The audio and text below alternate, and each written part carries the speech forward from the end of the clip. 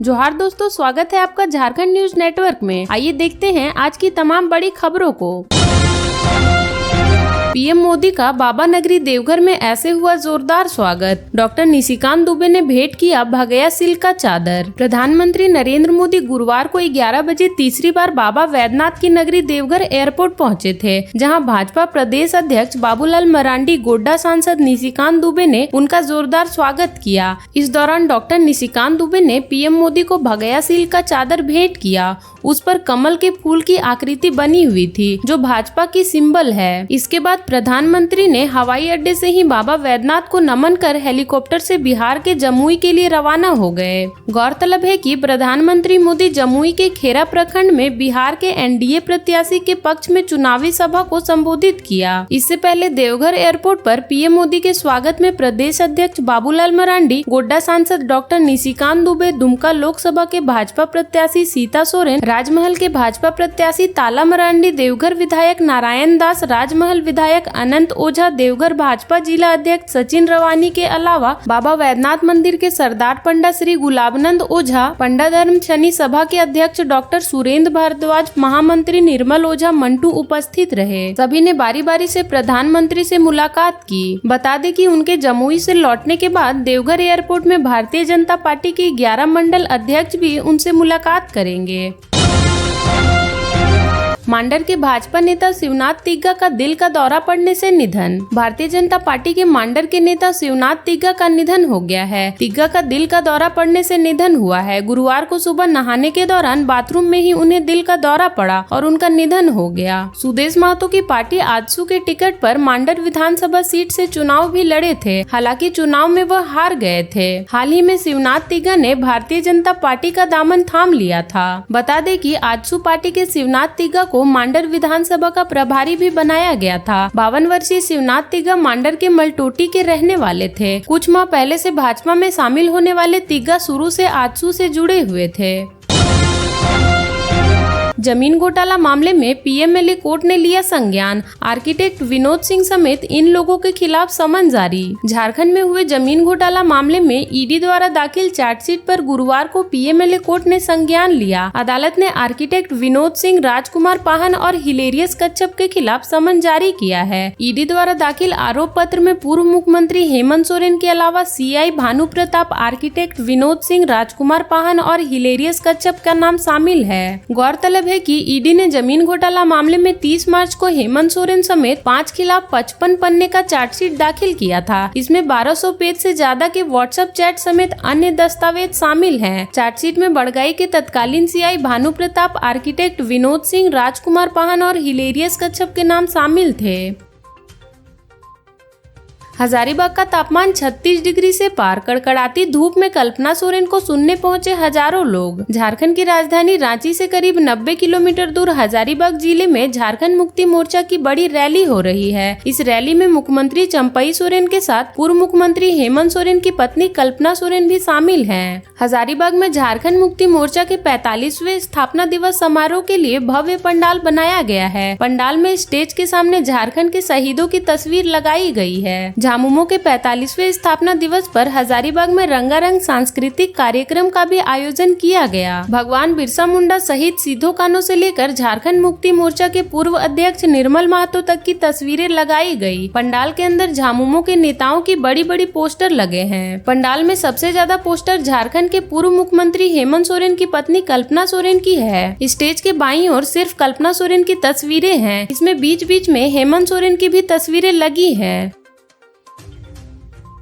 गिरिडीह में तस्करों के खिलाफ बड़ी कार्रवाई। 3 ट्रैक्टर कोयला जब्त। गिरिडीह में कोयला की अवैध तस्करी के खिलाफ गुरुवार की अहले सुबह एसडीपीओ विनोद रवानी के नेतृत्व में ताबड़तोड़ छापेमारी अभियान चलाया गया। छापेमारी अभियान सीसीएल कोलियरी इलाके के ओपन कास्ट के एरिया में चलाया गया। इस दौरान अलग अलग इलाकों के डंप पर रखा हुआ 3 ट्रैक्टर कोयला जब्त किया गया। गिरिडीह पुलिस की इस कार्रवाई के बाद कोयला तस्करों में हड़कंप मच गया। इस बाबत एसडीपीओ विनोद रवानी ने बताया, हमें लगातार गुप्त सूचना मिल रही थी कि ओपन कास्ट के इलाके में कोयला तस्करों द्वारा बड़े पैमाने पर कोयला को डंप करके रखा जा रहा है। इसके बाद उसकी अलग अलग वाहनों के जरिए तस्करी की जा रही है। इसी सूचना के बाद अहले सुबह ओपन कास्ट एरिया में छापेमारी की गई, जहां से खुले मैदान में डंप करके रखा हुआ करीब 3 ट्रैक्टर से अधिक कोयला जब्त किया गया। एसडीपीओ ने बताया कि कोयला की इस अवैध तस्करी से जुड़े कई लोगों के नाम सामने आए हैं, जिसकी जांच पड़ताल की जा रही है। उन्होंने बताया कि किसी भी सूरत में सीसीएल कोलोरी के इलाके से कोयला की अवैध तस्करी नहीं होने दी जाएगी। साथ ही साथ कोयला के अवैध धंधे से जुड़े लोगों के खिलाफ जल्द ही प्राथमिकी की दर्ज कर उन्हें गिरफ्तार किया जाएगा।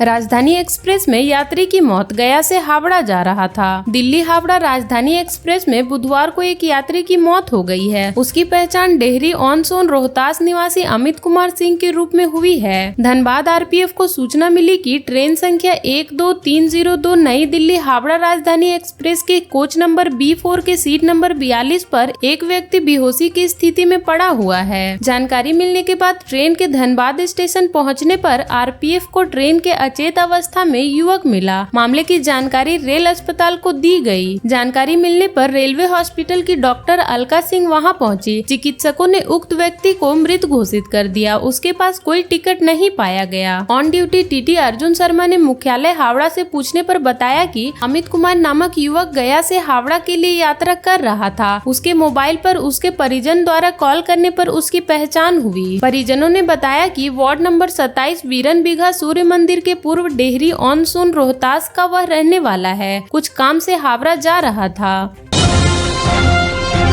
गिरिडीह में एफएसटी विभाग की बड़ी कार्रवाई। महारानी बस से 1 करोड़ से अधिक की राशि बरामद। गिरिडीह में लोकसभा चुनाव के मद्देनजर किसी भी प्रकार की अवैध गतिविधि पर रोक लगाने की कार्रवाई की जा रही है। इसी कड़ी में एफएसटी विभाग की टीम ने बुधवार रात बगोदर से ओरा के बीच वाहन चेकिंग अभियान चलाया। इस दौरान जीटी रोड पर बिहार से कोलकाता जाने वाली महारानी बस में छापेमारी की गई, जहां से 1,09,50,000 रुपए की बरामदी हुई है, जिसमें एक व्यक्ति के पास से 67,50,000 रुपए तथा दूसरे के पास से 42 लाख रुपए मिले हैं। जानकारी के मुताबिक गिरिडीह के एसपी दीपक कुमार शर्मा को गुप्त सूचना मिली थी कि एक बस से मोटी रकम गया से कोलकाता भेजी जा रही है। इसके बाद पुलिस को अलर्ट कर दिया गया था और बगोदर सरिया के एसडीपीओ धनंजय कुमार राम के नेतृत्व में एक टीम का गठन किया गया। इसके बाद बगोदर से ओरा के पास महारानी बस की जाँच की गयी, जहाँ से 1,09,50,000 रुपए बरामद हुए। स्वास्थ्य मंत्री ने प्रधान सचिव से पूछा, ड्रग कंट्रोलर और इंस्पेक्टर पर नशा कारोबारियों का संरक्षण का था आरोप, क्या कार्रवाई हुई? झारखंड की ड्रग कंट्रोलर रितु सहाय एवं औषधि निरीक्षण पुतली बिलुंग पर नशे के कारोबार पर प्रभावी रोक नहीं लगाने व अवैध संरक्षण प्रदान करने का आरोप लगा था। इस संबंध में स्वास्थ्य मंत्री बन्ना गुप्ता ने 2 अप्रैल को विभाग के प्रधान सचिव को पत्र लिखकर पूछा कि इसके खिलाफ क्या कार्रवाई हुई है। पत्र में कहा गया कि इस मामले में जानकारी अभी भी अप्राप्त है। ऐसे संगीन मामले में व्यक्तिगत रुचि लेकर अग्रेतर कार्रवाई की जाए।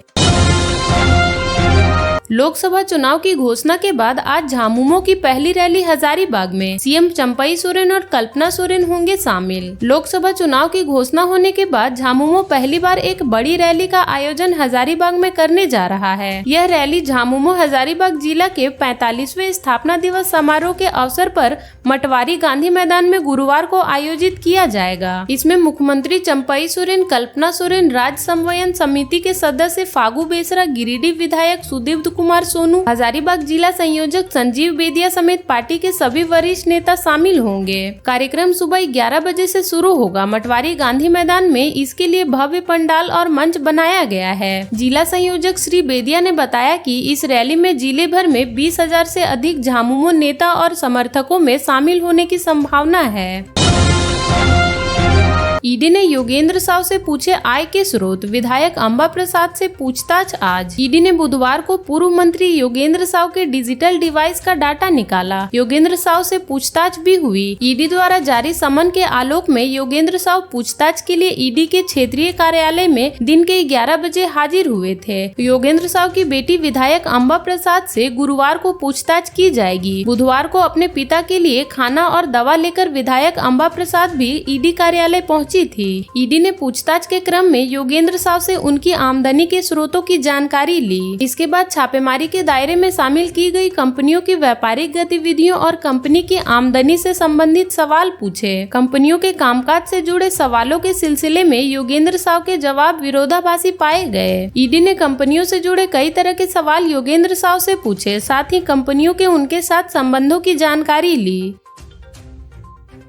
मुआवजे के लिए रैतों ने रोका सड़क का निर्माण कार्य। पेटरवार प्रखंड अंतर्गत लेपोमोजा के रैतों में भारी विरोध के कारण बुधवार को सड़क निर्माण कर रहे एजेंसी प्रोजेक्ट के कर्मियों को बेरंग लौटना पड़ा। रैतों ने कहा कि भारतमाला प्रोजेक्ट के तहत बोकारो जिले के बांदडी से लेकर रांची के सीकीदिरी तक 4 लेन का निर्माण कराया जा रहा है, जिसमें लेपोमोजा के रैतों में विभिन्न खातों में अधिग्रहण की गई जमीन के मुआवजे की राशि अभी तक भू अर्जन पदाधिकारियों की ओर से उपलब्ध नहीं कराई जा सकी है। बुधवार को उक्त प्रोजेक्ट के कर्मी सड़क का निर्माण के लिए मशीन लेकर पहुंचे तो आक्रोशित रैतों ने लाठी डंडा लेकर जमकर विरोध किया। इस कारण कर्मियों को लौटना पड़ा।